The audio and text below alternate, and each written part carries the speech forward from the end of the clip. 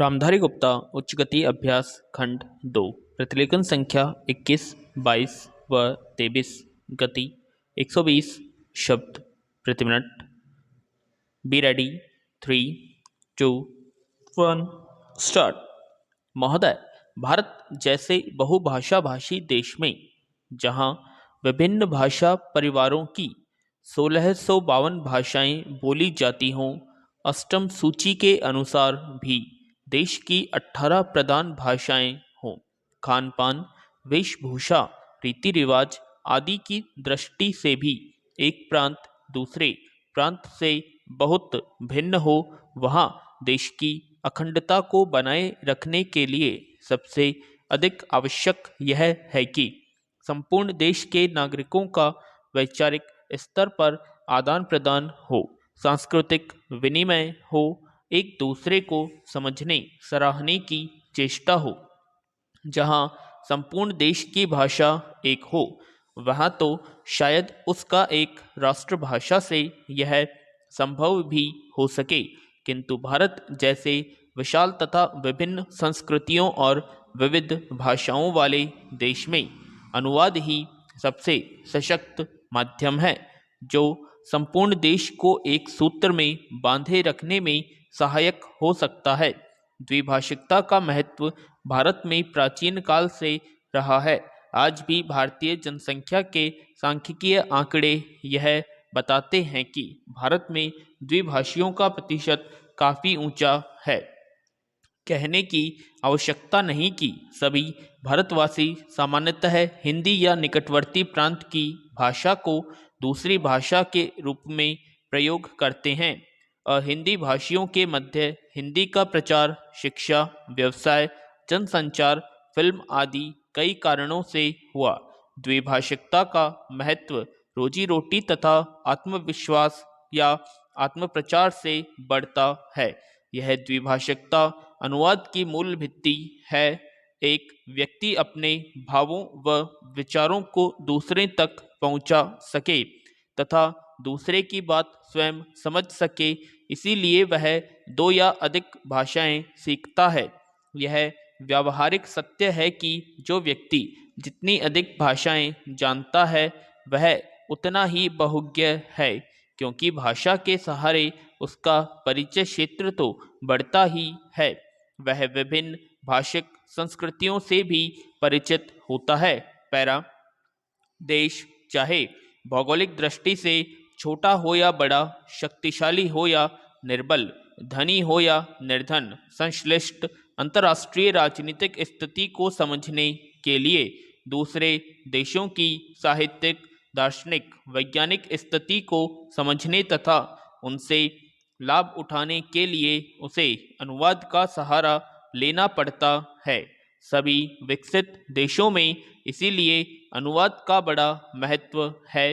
अनुवाद संबंधी बड़े बड़े संस्थान हैं तथा बड़े सुनियोजित ढंग से अनुवाद कार्य होता है। मैं आपको यूरोप के एक छोटे से देश बल्गारिया का उदाहरण देता हूँ। बल्गारिया की जनसंख्या 40 लाख है। बल्गारिया में पर्यटकों की वर्ष भर भरमार रहती है और उसका विदेशी मुद्रा अर्जन का मुख्य स्रोत भी पर्यटन उद्योग ही है। विश्व के अनेक देशों के पर्यटक वहां आते हैं, जिनमें बल्गारियन भाषा जानने वालों की संख्या नहीं के बराबर ही होती है। इन पर्यटकों की सुख सुविधा के लिए तथा उन्हें भारतीय भाषा की कठिनाई न हो, इसलिए 2 भाषियों की जो यूरोप की विभिन्न भाषाएं जानते हों आवश्यकता होती है। इसके लिए विश्वविद्यालयों में नियमित रूप से युवक युवतियों विदेशी भाषाएं सीखते हैं और 2 भाषीय का काम करते हैं। पैरा। महोदय, सरकार की ओर से इन भाषा संस्थानों को विशेष संरक्षण तथा सुविधाएं प्राप्त हैं। यह द्विभाषी केवल पर्यटन से जुड़े हुए हों ऐसा नहीं है।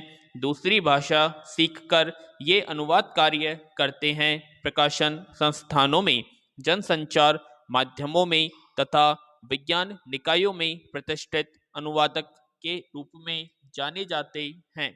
ये सर्जनात्मक ललित साहित्य का अनुवाद करते हैं, विदेशी समाचारों का अपनी भाषा में तथा बल्गारिया के समाचारों का विदेशी भाषा में अनुवाद करते हैं।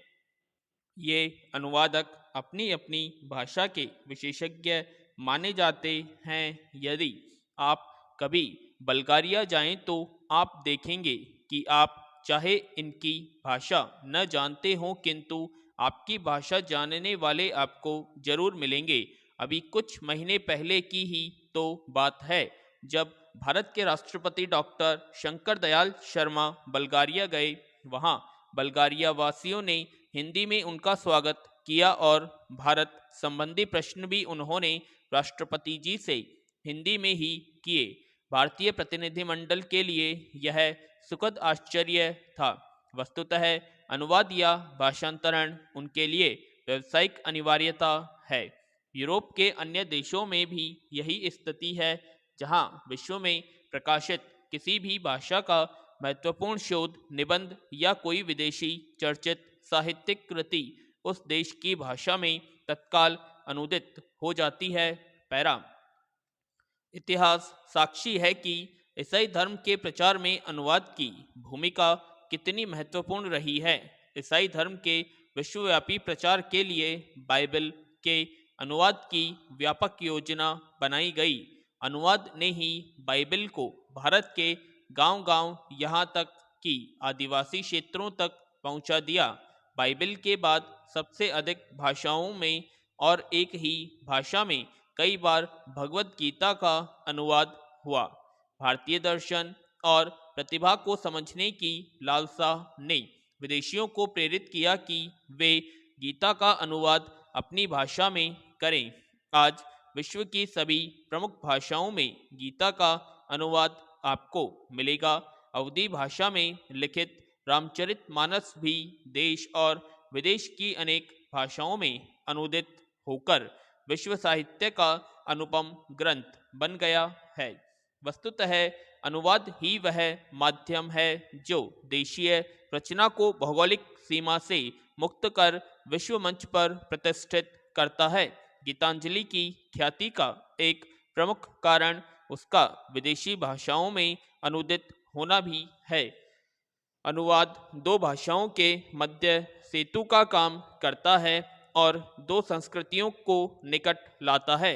अनुवाद की नींव है दो भाषाओं का ज्ञान और उन भाषाओं पर व्याकरण और शैली की दृष्टि से ऐसा पूर्ण अधिकार की अनुवादक एक भाषा भाव व विचार राशि को दूसरी भाषा में पूर्णतः इस प्रकार रूपांतरित करे कि पाठक मूल रचना की संवेदना से भी परिचित हो सके तथा अनुवादक पढ़कर उसे मूल का सा आनंद भी मिल सके।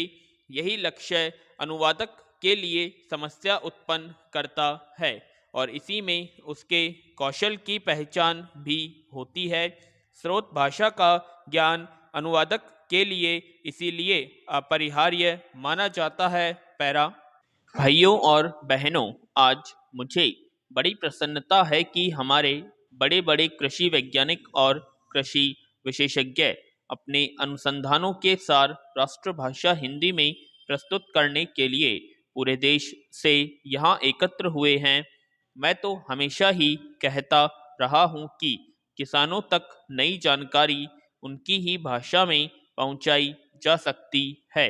आपने अच्छा किया कि श्री गणेश राष्ट्रभाषा हिंदी से किया। मैं तो चाहूँगा कि सभी भारतीय भाषाओं में राष्ट्रीय कृषि सम्मेलन आयोजित किए जाएं, ताकि सभी क्षेत्रों में किसानों को पता चले कि उनके लिए इस देश के कृषि वैज्ञानिक कितनी मेहनत से नई नई किस्में और तकनीकें निकाल रहे हैं। अब से 3 दिन बाद हम नए वर्ष में प्रवेश करेंगे। मुझे बताया गया कि सन 1995 के वर्षों को यूनेस्को ने सहनशीलता का वर्ष घोषित किया हुआ था। शायद भारत में इसके बारे में ज़्यादा चहल पहल या चर्चा नहीं हुई, क्योंकि भारत देश और भारतीय लोग तो हैं ही सहनशील। इसमें भी सबसे ज़्यादा सहनशील है किसान। आप खुद हिसाब लगा लो, हर तरह से भारत का किसान संसार का सबसे सहनशील प्राणी सिद्ध होगा। पैरा, आजकल जाड़ा जोरों से पड़ना शुरू हो गया है। स्टॉप।